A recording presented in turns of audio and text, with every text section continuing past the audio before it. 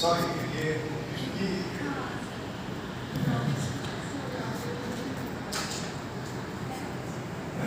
मुझे वो बातें याद आ रही थी जब डिस्कोर्स चल रहा था, तो नहीं तो वो एक बहुत बड़ी कॉमेडी की का विधान था।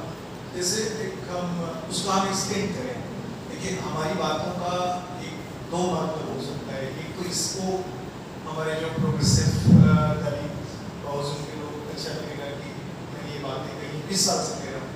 दूसरी तरफ मैं ये भी कह रहा हूँ कि टेम्पल्स की भी बड़ी भूमिका है दलित जीवन में, जिसको हमारी सेकुलर पॉलिटिक्स मना कर देती है। यहाँ पर जयापुरा एक गाँव है आपके बनारस के बगल में, जिसको मोदी जी ने वो किया है। वहाँ पर एक सबरी का टेम्पल है छोटा सा, और वो सबरी का टेम्पल दूसरा लोग कहते हैं कि पिछले 50 कोस में कोई भी टेम्पल नहीं है, पहली बार आपको टेम्पल मिला है। तो क्योंकि टेम्पल उनके लिए सिर्फ धर्म नहीं है, उनके लिए वो एक तरह से सोशल स्पेस है। बैठते हैं वहाँ, शादी विवाह की बात करते हैं, वो एक घरों की जगह नहीं है, उनके लिए सोशल स्पेस में जगह है। सोशल स्पेस में जगह दो तरह से है, एक क्लीन है और एक representation. We are in Lucknow, in the center of the capital. We have a space. We have Ambedkar, we have Ramabai, and we have our heroes. Similarly, we have our temples of our god entities. तो ये एक तरह का तो आपको समझना होगा politics को, यानी जो लोग भी वो बहुत बहुआयामी होना होगा, और बहुआयामी होकर के बहुत तरह के जो एस्पिरेशंस हैं उसको एड्रेस करना होगा। तो यही बात और मंदिर दोनों का मतलब है। कोई अगर कहे नहीं साहब मंदिर तो गलत है, नहीं बनना चाहिए, सपोज दैट एक बौद्ध है कि नहीं बनना चाहिए, लेकिन काशीराम मायावती इस बात को समझते थे कि दलित हीरोज में कबीर भी होंगे, रविदास भी होंगे, अपने जो भक्ति सेंट्स भी होंगे, और अम्बेडकर भी होंगे, और तो बहुत तरह के कोलैज ऑफ हीरोज हो सकते हैं। तो एक और मैंने इस पर लगातार मैंने डिफेंड किया उस समय इस पॉलिटिशियन को कि ये पार्क बनाना सही है। पैसे के डिबेट में हम नहीं आते थे कितना पैसा खर्च हुआ या नहीं हुआ, क्योंकि पैसा तो आपको पता है इस देश में कैसे खर्च हो। एक छोटा सा सड़क बनाने में अरबों रुपए खर्च होते हैं, तो कितना करप्शन भी है। लेकिन अगर मायावती ने वो काम किए थे तो मुझे लगता है कि उस काम को एप्रिशिएट हम लोगों ने रेडी किया था, और लगातार मैं करता हूँ, अभी भी करता हूँ। Even in this election also I try to defend that position of the basic. तो कई जर्नलिस्ट सबसे पूछते थे कि वो तो मायावती जी तो ऐसे करने लगती हैं, फिर आएंगे तो वही करें।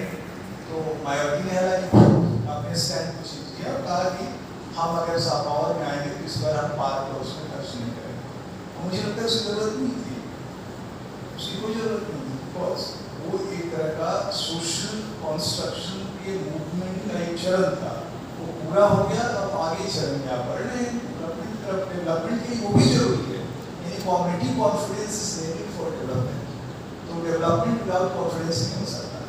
तो ये आर्गुमेंट है। दूसरा जो आपका कहना है क्रिटिकल कॉन्सिस्टेंस वाला, आपने बहुत अच्छी बात कही कि वो परकुलेट कैसे जनता तक अगर नहीं करेगा तो एलिट क्लब होकर रह जाएगा। और बात सही है, इसमें हमें ग्रामशी से सीखना होगा। ग्रामशी ने ऑर्गेनिक इंटेलेक्चुअल की बात कही, और उन्होंने कहा कि हर आदमी अपने आप में इंटेलेक्चुअल है, और वो ऑर्गेनिक इंटेलेक्चुअल है, और वो क्रिटिकल कॉन्सिस्टेंस के भाग में उसकी भूमिका हो सकती है। जैसे मैं दलित, चूंकि मेरा ध्यान दलित कम्युनिटी पर है, उस सेंस में बताना चाहूँगा, उत्तर प्रदेश में हजारों दलित चैप्टर राइटर्स हैं जिनको साहित्यकार भी लोग नहीं मानते, जो दलित साहित्य से खुश होते हैं, उनको जगह भी नहीं देते। वो छोटे छोटे कस्बों में, गाँव में रहते हैं, छोटे छोटे बुकलेट लिखते हैं जो लाखों की तादाद में छपती है। अपने पब्लिकेशन से उनके अपने नेटवर्क है। वो क्या करते हैं, वो कम्युनिटी के लिए लिखते भी हैं और लड़ते भी हैं। यानी वो they are organic intellectual intelligence. हम लोगों ने ऐसे लोगों का काइंड ऑफ इंस्टीट्यूट बनाया है, कभी आप लोग आए तो देखेंगे लगभग 3000 ऐसे बुकलेट्स सेलेक्ट किए हैं, और उनके गाँव में हम लोगों ने अपना लेखक अपना गाँव करके आयोजन किए, जिन गाँव से वो शहरों में स्लम्स में आके रहते हैं। और उनके साहित्य पर बात करने के लिए वो साहित्य नहीं, उनका सोशल क्रिटिसिज्म होता है, वो उपन्यास कविता नहीं होती। 15-15 हज़ार लोग इकट्ठे होते हैं। गुलशन बदल के गांव में हम लोगों ने जुआ में काम किया था, कृष्ण जी के गांव में किया था। 15-20 आप हिंदी क्षेत्र में कल्पना नहीं कर सकते कि साहित्य पर बात करने के लिए 15,000 लोग इकट्ठे होते हैं।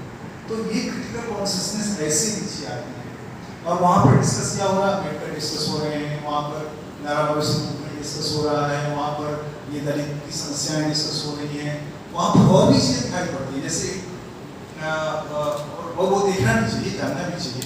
जैसे हमारे जो कानपुर में भाभी का कम्युनिटी के नाटककार हैं जिन्होंने नाटक प्रस्तुत किया अम्बेडकर को लेकर, और वहाँ पर एक जज साहब थे रिटायर्ड समाज जाति के, उनको कोई बात खटकी, मंच पे जाकर उन नाटक रुकवा दिया, आप नाटक नहीं कर सकते। तो आप ये देखिए कि कैसे मल्टीपल कॉन्टेस्टेशंस भी हैं समाज में, वो भी वहाँ जाने में ही पता चलेगा। यानी क्रिटिकल कॉन्सियसनेस कभी भी होमोजेनियस नहीं होती है, वो बहुत कॉन्टेस्टिंग होती है, आपस में टकराती रहती है। लेकिन उस टकराहट को आप निगेटिव नहीं मानिए कि उसी से एक नया नॉलेज खड़ा होता है और नई चेतना खड़ी होती है।